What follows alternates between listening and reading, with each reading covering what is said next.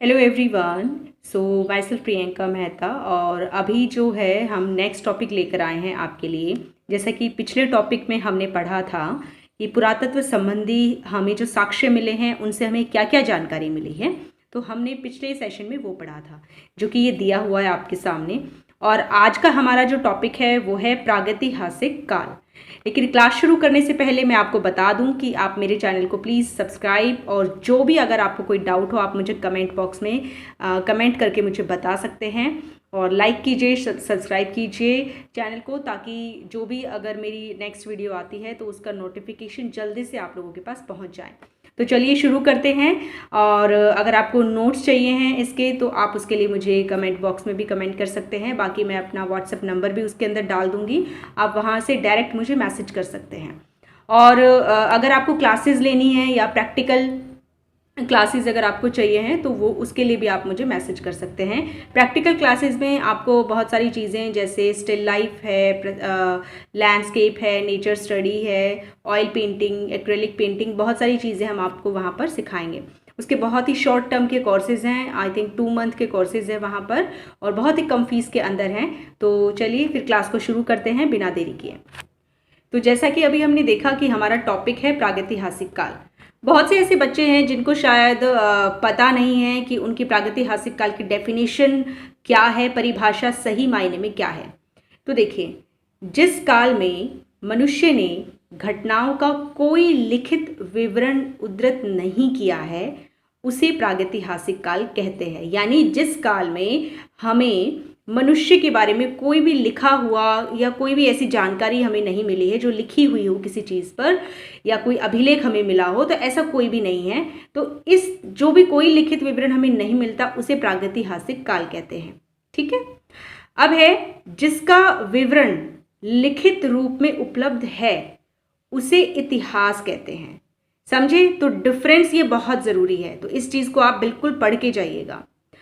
अब है जिस काल में लेखन कला के प्रचलन के बाद उपलब्ध लेख पढ़े नहीं जा सके उसे आद्य ऐतिहासिक काल कहते हैं। यानी जिसमें हमें लेखन कला के कुछ मिले तो हैं, लिखे हुए कुछ चीज़ें हमें मिली हैं, लेकिन हमें वो पढ़े नहीं जा सके हैं अभी तक, तो उनको आद्य ऐतिहासिक काल कहते हैं। तो ये चीज़ें ध्यान रखिएगा, ठीक है। बार बार रिपीट करिएगा कि जिसमें हमें मनुष्य की घटनाओं के कोई लिखित साक्ष्य हमें नहीं मिले हैं उसको प्रागैतिहासिक काल कहते हैं, और जिसमें हमें लिखित रूप में उपलब्ध हैं उसे इतिहास कहते हैं, और जिसे हमें लिखित हुए मिले हैं लेकिन पढ़े नहीं जा सके उनको आद्य ऐतिहासिक काल कहते हैं।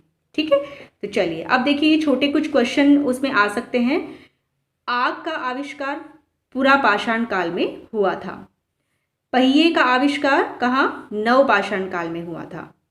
और धातु जो कि तांबा धातु थी उसका प्रयोग सबसे पहले मनुष्य ने किया था। तो ये छोटे छोटे क्वेश्चन आपके एक एक नंबर के वहां पर जैसे कि ऑप्शनल टाइप में क्वेश्चन आते हैं।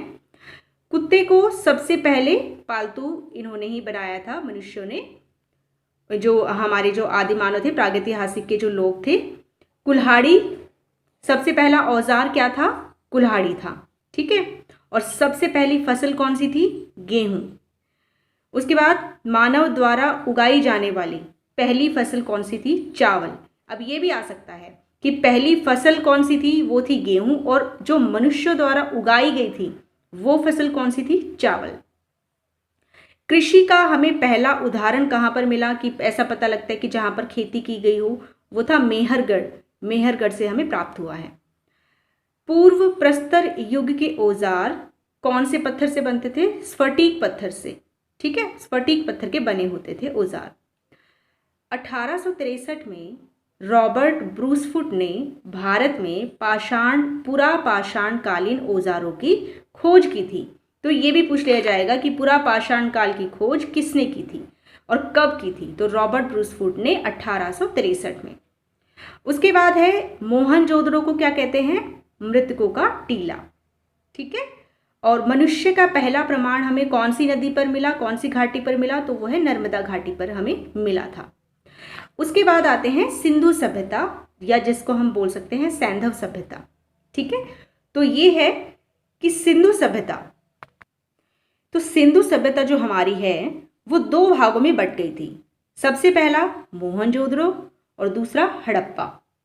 तो इसको हम क्या कह सकते हैं, प्री हिस्टोरिक या ब्रॉन्ज पीरियड भी हम कह सकते हैं, ठीक है, जिसकी जो खोज है वो दयाराम साहनी ने की थी।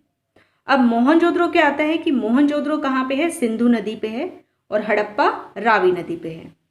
मोहनजोदड़ो की खोज 1922 में और हड़प्पा की खोज 1921 में, यानी कि हड़प्पा हमारा पहला आया था, सबसे पहला।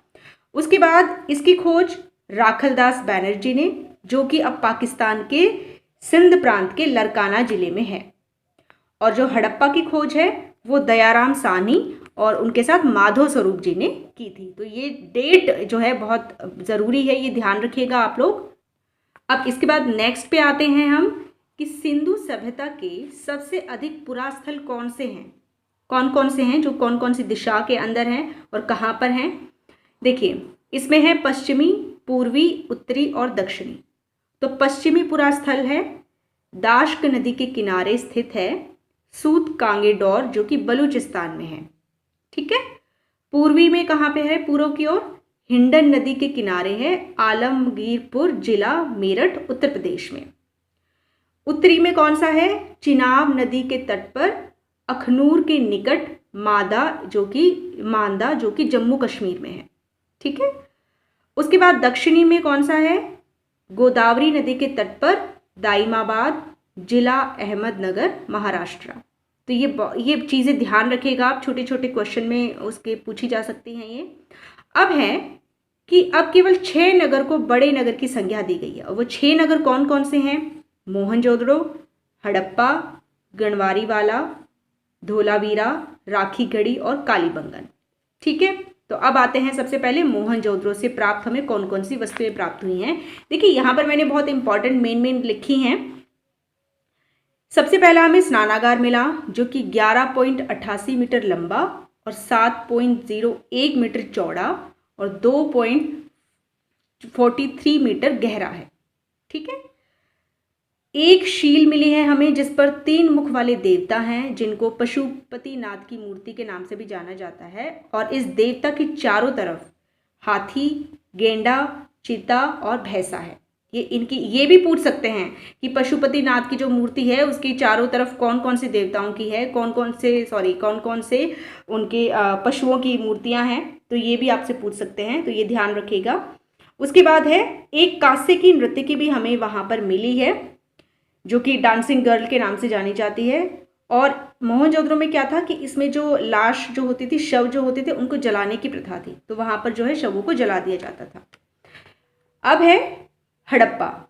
यहाँ के स्थल कहाँ पर खोजे गए, गुजरात में खोजे गए। तो हड़प्पा की मोहरों पर हमें कौन से पशु की मूर्ति मिली है, एक श्रृंगी पशु की उनका अंकन मिलता है हमें। अब हड़प्पा के अंदर क्या था कि वहां पर जो है शवों को दफनाया जाता था। मोहनजोदड़ो में क्या था कि वहां पर शवों को जलाया जाता था और यहाँ पर उनको दफना देते थे। इसका शासन जो है वणिक वर्ग के हाथों में था। तो यहाँ पर क्या है कि इसका शासन जो है वणिक वर्ग के हाथों में था। दूसरा ये भी छोटे क्वेश्चन में पूछ लिया जाएगा कि स्वास्तिक जो चिन्ह है वो कहाँ से लिया गया था, तो वो हड़प्पा से लिया गया था। अब है कालीबंगन, इसी का एक मात्र स्थल था, ठीक है। अब कालीबंगन पे आते हैं। तो कालीबंगन में क्या है कि जुते हुए हमें खेत और नक्काशीदार हमें ईंटें मिली हैं जिन पर कुछ काम किया हुआ था, मतलब ऐसी ईंटें मिली हैं जिन पर कुछ काम किया गया था, नक्काशी की गई थी। और यहाँ पर घोड़े के अस्थिपंजर भी हमें मिले हैं, ठीक है। और ये जो घोड़े के अस्थिपंजर जो हैं वो हमें सुदकोतदा और लोथल से भी मिले हैं, लोथल जो जगह है वहाँ से भी।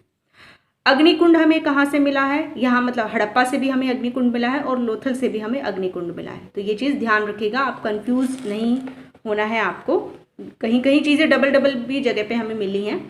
अब कुछ इंपॉर्टेंट पॉइंट्स हैं यहाँ पर। इंपॉर्टेंट पॉइंट्स में क्या है पढ़ लेते हैं, थोड़ा सा इनको भी नज़र कर लेते हैं हम।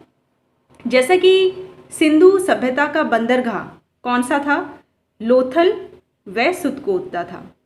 मनके मतलब जहाँ पर छोटे छोटे मनके बनाए जाते थे उनके कारखाने कहाँ थे, लोथल और चनहुदड़ो से हमें मिले हैं। लिपि कौन सी थी, यहाँ पर भाव चित्रात्मक लिपि थी जो कि दाईं से बाईं ओर लिखी जाती थी, यानी हम बाएं से दाईं ओर लिखते हैं और ये लोग दाईं से बाईं ओर लिखते थे। उसके बाद नगर व घर के विन्यास के लिए कौन सी पद्धति अपनाई जाती थी, ग्रिड पद्धति। तो ये चीज़ भी आप ध्यान रखिएगा। उसके बाद नेक्स्ट है फसल की अगर हम बात करें तो हड़प्पा में गेहूं और जौ यहाँ पर होती थी सिंधु सभ्यता में। मीठे के लिए क्या यूज़ करते थे, ये शहद का यूज़ करते थे। और मिट्टी का हमें हल मिला है, कहाँ से, बनमाली से मिला है। चावल के दाने हमें रंगपुर और लोथल से मिले हैं। तौल की इकाई कौन से कितने अनुपात में होती थी, 16 के अनुपात में होती थी। उसके बाद है यातायात के लिए क्या साधन यूज़ किया जाता था, बैलगाड़ी या फिर भैंसा गाड़ी, ठीक है, क्योंकि वहाँ पर उस टाइम पशु भी थे। और यहाँ पर वृक्ष पूजा और शिव की पूजा की जाती थी। और मातृ देवी जो कि बहुत फेमस है ये, उनकी उपासना की जाती थी, उनकी भी पूजा की जाती थी। उसके बाद सूती और ऊनी वस्त्र यहाँ पर थे। पर्दा प्रथा भी यहाँ पर थी। और काली बंगन मतलब क्या मतलब होता है, ये बहुत इंपॉर्टेंट है, इसका मतलब होता है काली चूड़ियाँ, तो ये चीज़ ध्यान रखिएगा, ठीक है। तो अभी दोस्तों हमने छोटे छोटे क्वेश्चन किए हैं जो कि बहुत इंपॉर्टेंट हैं एग्ज़ाम के लिए, तो आप इनकी प्लीज़ ज़रूर तैयारी कीजिएगा। और जैसे कि मैंने बताया कि अगर आपको नोट्स इसके चाहिए हैं तो आप बिल्कुल मुझे मैसेज कर सकते हैं। मैं नीचे नंबर, मेरा व्हाट्सएप नंबर जो है वहाँ पर मेंशन कर दूँगी। और अब नेक्स्ट टॉपिक के साथ हम मिलते हैं। नेक्स्ट टॉपिक हमारा रहेगा वैदिक सभ्यता, जिसके अंदर आपके दर्शन, आर्य वगैरह ये सारी चीज़ें आएंगी, तो हम छोटे छोटे उसमें वीडियो में कंप्लीट करेंगे। तो आज के लिए इतना ही। Thank you so much, bye bye.